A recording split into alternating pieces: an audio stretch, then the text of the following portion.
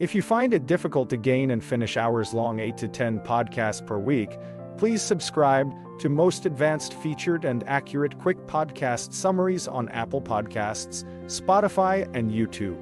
You can start with free trial, which lets you listen all the podcasts, and later just for the price of candy in most places. Lewis Howes was excited to have Leila Hormozy on his show, The School of Greatness. He had met her a few years ago, and she had just sold a company and was looking to launch acquisitions.com. Leila shared that she had a chaotic upbringing, with her parents getting divorced when she was 9. Her mom got into drugs and alcohol, and Leila had to deal with the aftermath. She felt anxious and stressed all the time, and her mom even tried to kill herself in front of her when Leila was 15.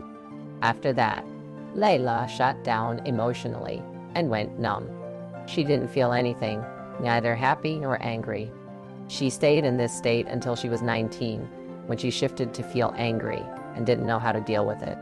She shifted drinking and doing drugs, which led to her getting arrested 6 times in 18 months. Leila felt humiliated and shamed, but she didn't know how to stop. Lewis asked Leila what her 20-year-old self didn't have that she has now, and she replied that it was emotional regulation. She didn't have that when she was younger, and it took her a long time to develop it. Leila shared that she used to be at odds with her emotions, trying to fight them and get rid of them. But now, she engages with them in a healthy way and has changed her relationship with them.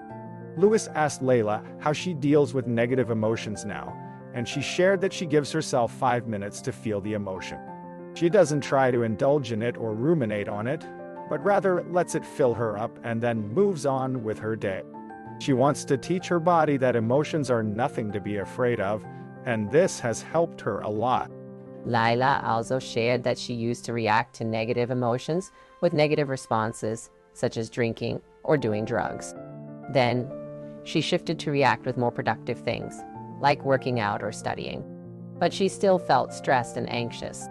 Now, she faces her emotions and feels them, and then gets back to being productive. Lewis asked Leila if there was a moment in her life where someone taught her how to deal with her emotions, or if it was just an internal reflection. Leila shared that she had a panic attack about 1.5 years before she sold her first business, and it freaked her out. She reached out to different therapists and doctors, but they all had different opinions. She shifted, studying behavioral psychology, and learned that there was never anything wrong with her, just her response to her negative emotion. Lewis asked Leila what her biggest takeaway was from her journey, and she shared that it was learning to have a better relationship with her emotion. She wants to be able to achieve her goals without being held back by her emotions, and she's learned that she can do that by facing them and feeling them. Leila's story is a testament to the fact that it's never too late to change and develop emotional regulation.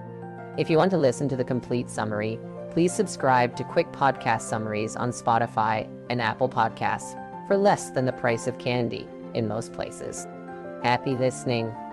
爱你的小孩后